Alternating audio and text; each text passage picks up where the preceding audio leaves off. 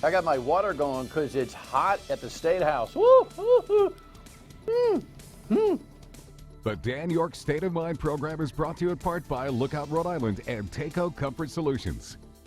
And also, of course, it's a little warm in here. How are you? Great to have you into my state of mind. I am Dan York. You know who you are. We are too busy for the nicey-niceys. Things are happening. John Marion is here from Common Cause to talk about some of the mess-ups that the system made, and maybe you made, if you're going to be honest with yourself, like I did at the primary voter precinct.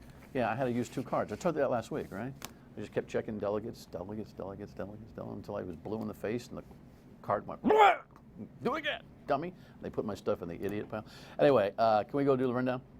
Thanks, Kev. Let's do the rundown. House turmoil. Yeah. Headline. Yes. Second headline. Yeah. You remember who this guy is? By the way, all candor, I'm not a fan. Here's Ray Gallison, the state rep out of Bristol, who's the finance chairman, having a rat-a-tat-tat. Well, there he is. And here's his conversation with Patricia Morgan earlier in the session, not treating her very well. Out of order, Representative Morgan.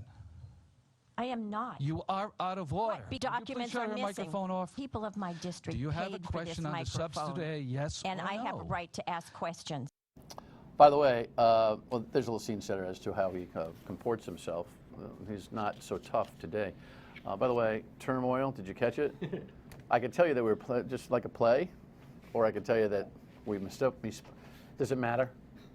All right, so we misspelled it. What can I tell you? To talk about this is my good friend Tim White. Let us bring Tim in if we can switch the camera, and we can, see? Hi, Dan. Good afternoon. It is hot in here. Do you do this to your guests to make them uncomfortable? Yes. You know, it depends on the day. I might steal this trick. How do you spell turmoil, by the way? I usually do it with a U, but that's me.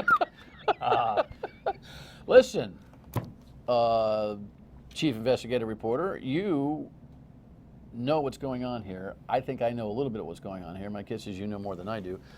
Before we show this video, which is awfully embarrassing, that ran on the New News today, what's going on? Yeah, so we know, there's what we know and what we're reporting. We're always trying to be very careful about the stuff that we put out that is on the record. So let's just talk about what we've confirmed. As Ted Nesi broke yesterday, Ray Gallison resigning. So the question is why? Well, the answer is he's the target of a state and federal investigation. Now, my sources tell me that this is if this evolves into charges. He hasn't been indicted, he hasn't been charged, it's important to note. It will be through the federal route, as we've seen so many times, most recently with House Speaker Gordon Fox. So state police and the FBI both working on this investigation, but it'll be through the U.S. Attorney's Office here in Rhode Island that if the case proceeds, it's going to go that way. It involves what? What it involves is, according to our sources, it partly involves allegations of prostitution, but the scope of the probe is not limited to that single topic. So it is much wider than just prostitution, and we can't get more specific on prostitution. That could be a lot of different things. What is that? It's very salacious, obviously, but that is what we've been able to nail down with our sources so far. And really important, I think, because we most recently lived through House Speaker Gordon Fox. Remember, they kicked the doors into the State House, and then next thing you know, we have a new Speaker of the House within days. We haven't had anything that overt in this investigation, and my sources tell me there isn't anything imminent, meaning we shouldn't expect an indictment today or tomorrow. And, he's leaving, I'm told, I'm sure you're told, he's leaving as of, we record the show now these days in the early afternoon. Later this afternoon, and will be reported, I'm sure, by Tim and Ted and everybody else that's on this case in the 5, 5:30, 6, 10, 11 news. He will have resigned. There'll have been a caucus from the Speaker, and they probably will replace him as the finance chairman with Representative Abney from Newport. Middletown, yep. Who is reportedly by reputation squeaky clean, on the finance committee, capable of managing a $9 billion budget in crunch time. We'll see, right? I don't know. And this is baptism by fire. I mean, Right. Talk about terrible timing for House Speaker Nicholas Mattiello. I mean, the budget, they're just working on that now, and he has to get a new House Finance Chairman in there, so obviously this is a big deal to shift out the chairman and put someone in new. Yeah, well, here's the good news. We're not talking about a rocket scientist in the outgoing chairman. So my guess is that he was a figurehead in there for the most part anyway. Who knows? But you did your good work and you traversed to Bristol to see if you could get a comment. Take a look at this. Chairman, can we speak with you for a moment? Chairman, can you tell us why you're resigning? Chairman, can you tell us why you're resigning? Talk to my attorney, okay? Have to talk to my attorney. Have you been interviewed by law enforcement? You have to talk to my attorney. Who is your attorney, Chairman? Anthony Traney, okay? I'm sorry? Anthony Traney. Okay. Have you officially resigned yet, Chairman? Talk to my attorney, okay? But you're an elected official. Do you have anything you want to say to the people of Rhode Island? Talk to my attorney, please. How about to the people of Bristol? Talk to my attorney, please. Okay. Can you tell us if you've gone before a grand jury at all, My attorney, Chairman? please. Talk to my attorney. Sir, you're an elected official. You don't feel like you need to answer these My questions? attorney, please. Your attorney's not an elected official. Talk to my attorney, please. Are you no longer an elected official, Chairman? Talk to my attorney, please. Chairman, please. You know, how about standing still, Ray, and just saying, you know, Mr. White, I respect what you have to do. I know you got a job to do. There are things that my attorney can respond to. Later on in the day, we're going to be making some political decisions. The speaker and I have had a conversation about. You'll learn about that later. And if you don't mind, the dog has to go pee-pee. Thank you for your time. How hard is that? Well, and I think it would have diffused the situation for sure. I mean, former House Speaker Gordon Fox did just what you said. Outside his home on the east side, reporters are there. He comes out, he says, look, I can't say much. I know you're hungry for answers. I want to be able to tell them to you when I can, that kind of a thing. And surely, this has been in the news for 18 hours by the point that we went down to his Bristol home. If he had done something like that, even release a statement, or by the way, let his attorney talk, since he's so eager to have me call his attorney, right. That would have taken care of that situation. How about a little crisis management? No skill there. Obviously, you're on top of it. We'll check in as we go. Make sure you're watching all the news tonight, no matter what time you're watching this program. Thank you, sir. Thanks, Dan. Tim White. All right, other things on the rundown before we get to our Common Cause director, who's got a lot of things to say. Treasurer O'Neill is the question mark because, well, here's the headline from a couple of days ago. This is a state senator who was independent, joined the Republican Party to become a Trump delegate, and then said he's not going to run for office. He's actually going to take a break. I spoke to Ed on the radio yesterday. He was in studio with me and explained that, when he takes a break, he might go for this big job. Really, what I'm doing is I'm saying I'm going to step back here, and maybe I'm going to run for something else when I get refreshed and come back, because the statewide offices, they're every 4 years. I mean, if I wanted to run for treasurer, that's 2 years from this election. Have you analyzed that you're accomplished enough to be able to be the state treasurer? I think I would do a decent job. I think what really... Your work experience, you think, lends toward it? Yeah, well, I was a senior executive at Texas Instruments, global responsibility, had the supply chain, which has a lot of financial implications, both with customers and suppliers, negotiated very, very large deals, and I think I have some capability. I'd have to give it some thought, though. I mean, somebody even suggested today I run for governor. I mean, who knows? Big eyes. But you know what? Ed O'Neill's a well-respected guy, decent, humble in a lot of ways, and so I'm looking forward to seeing what he comes up with in the interim between now and 2018. It's nice to say that a legislator's a decent guy and humble, off that conversation that we just had about the turmoil with an E.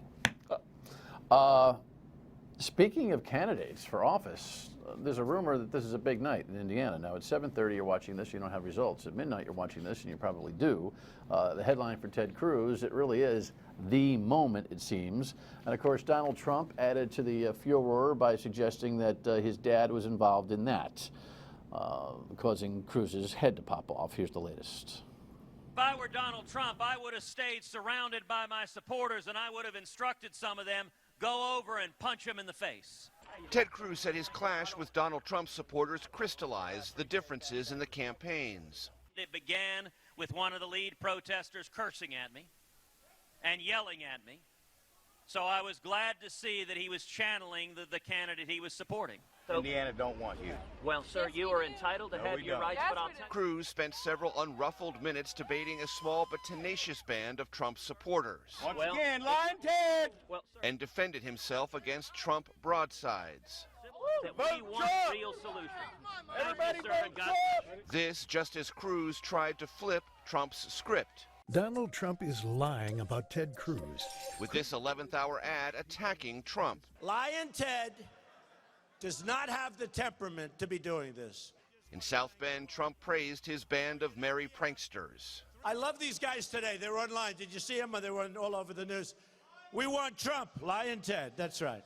And previewed coming general election attractions. If we win in Indiana, it's over with, folks. It's over with. And then we focus on Hillary Clinton. By the way, the notion of temperament is, you got to be kidding me, right? By the way, I've got my issues with Ted Cruz too, but that he stood in there with that gentleman and just took it like that tells me that he's got a lot of temperament for this race. Not easy, day after day after day. All right, so you got a lot of decisions that that you got to make when it comes to the presidential campaign.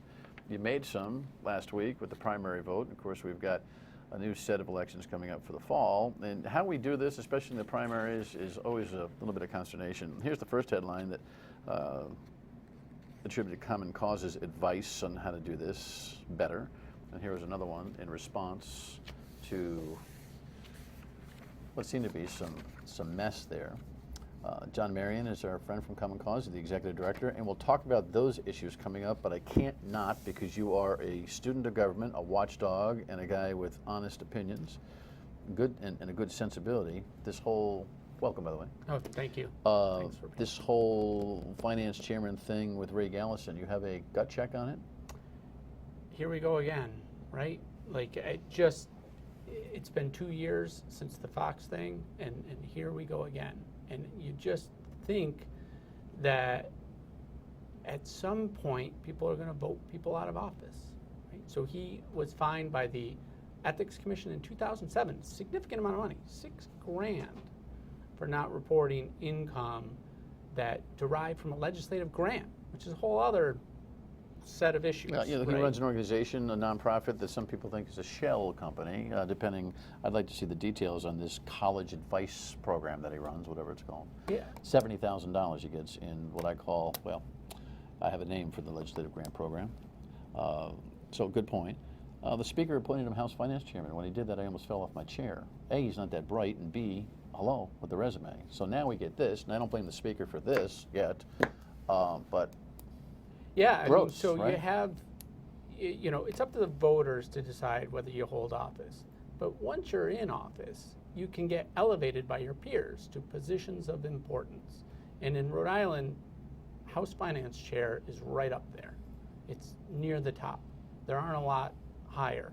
And the fact that he was given that trust over billions and billions of dollars, even though he was fined for not keeping his $18,000 worth of campaign finance receipts in order. He was fined for not reporting his own income. It just, the canary in the coal mine was there, and it was ignored. Perfectly said. When we come back, we'll talk about how you did last Tuesday. Stay with us.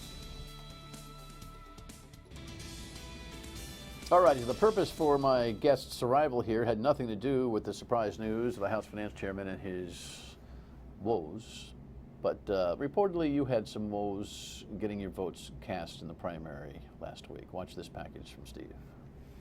Well, we received reports of problems here and there on Election Day, so we wanted to go find out how it went, but more importantly, see what's being done to make sure it's better in the future.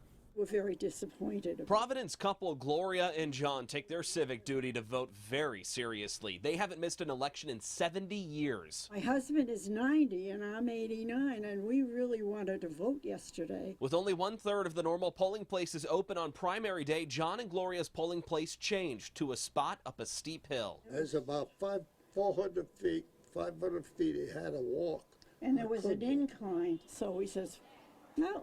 I guess we can't vote. There was no one there to help us. It's always heartbreaking when someone is not able to make their vote happen. Secretary of State Nellie Gorbea said they would examine if there were enough polling places open, but noted turnout was actually down. And check for the Good government group Common Cause says the primary ran smooth, but a select few polling places had backups. There were a few places that had, by the reports we've gotten, lines of an hour and a half, and that's just not acceptable. He suggests allowing early voting in the future. We want to see a true system of early voting. Been shown in other states to reduce lines on Election Day. Gorbea backs that and has worked on getting legislation passed that would do just that. She added that some of the lines formed because old equipment broke. Because by the fall, we will have our new voting equipment.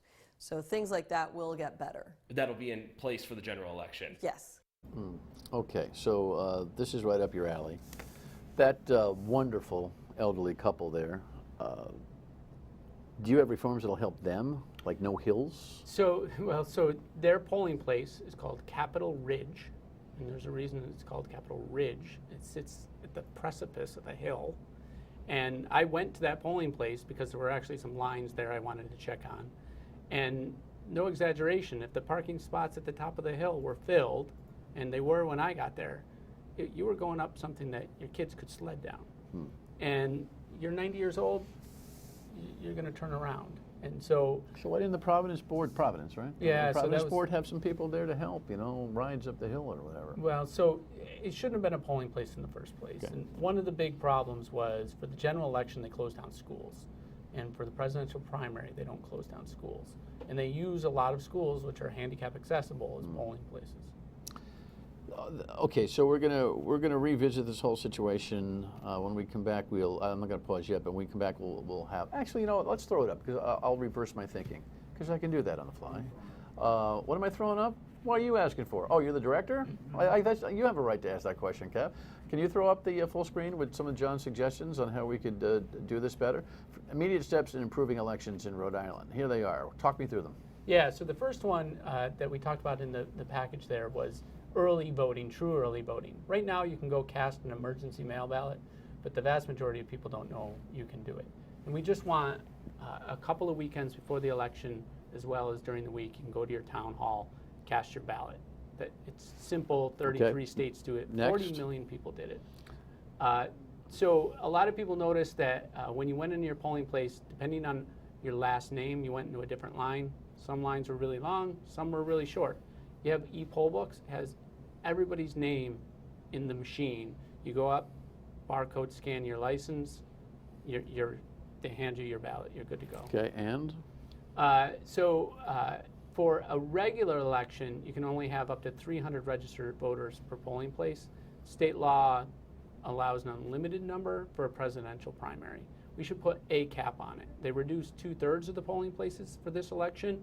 Certainly we didn't need all 419 open, given the turnout, but we needed more than 144. There's 300 cap for a general election? 3,000. Yeah, 3,000. Thank you. All right. And is that it? Those are your major suggestions? Are there any more? And then there is a vacancy on the Board of Elections, and there's somebody over there. Well, there's news today on that. The governor's made 2 appointments. Yeah, so one of those 4 things. You want that Board of Elections head to go?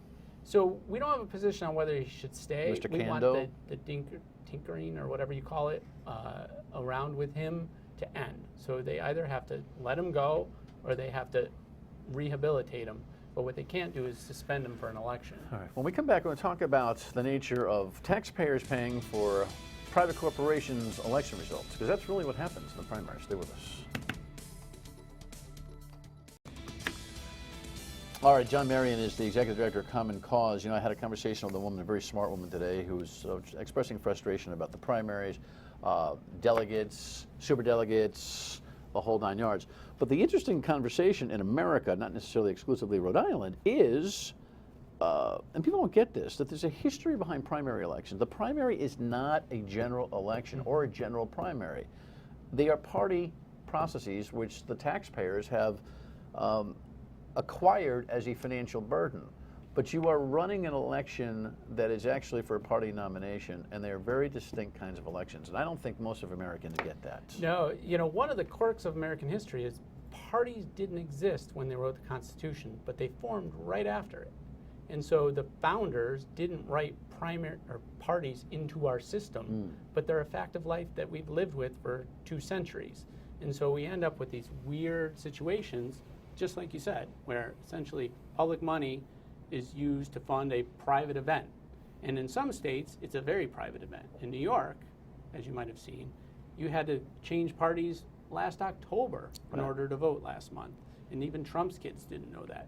In Rhode Island, it's semi-open, so you could switch parties if you were unaffiliated. But back to the Rhode Island point, and to your point, I am horrified over the acumen. I appreciate everything you're doing to make things easier and cleaner, and I got no quarrel with any of them. Early voting gives me a little qualm. We'll have a debate on that in the radio coming up. But I understand why you want to do this. But still, the acumen for our semi-open primary process is horrifying. Every election day, every primary day, whether it be party nomination or general primary, the questions that I get about what you can do, you know, I thought I was a Republican, I thought I was a Democrat, and then some of the poll workers who also give bad advice on what should happen. Truth of the matter is that no matter what you're confused about, you can always vote on a what do we call it? The provisional basis. Yeah. So no one should ever not vote when they go to a precinct, one way or the other. Yeah, you should walk out of there having voted. That said, you should try to vote a regular ballot. A provisional ballot can get thrown out, and a lot of them do. So if you can vote a regular ballot, know what your affiliation is. Know that you can disaffiliate immediately after a primary vote to return to independent status. Keep your receipt so you can prove it to somebody, right? Yeah, and be informed. Our message before the election was be informed before you walk in. Don't make that the first moment you looked at your ballot. Oh, you mean about the issues or the candidate? About the delegate. So on the Republican side, it was a 2-page ballot, right? And you selected congressional delegates and statewide delegates. Not a lot of people knew that walking in, right? And I printed out a sample ballot days before, and I showed people, and they had no idea. Yeah, I have to admit, though, I admitted on radio and television, I was thinking about other things, a lot of stuff going on, and I drew lines for delegates, and I drew too many delegates, and the machine spit me out, and it was quite the scene at the precinct.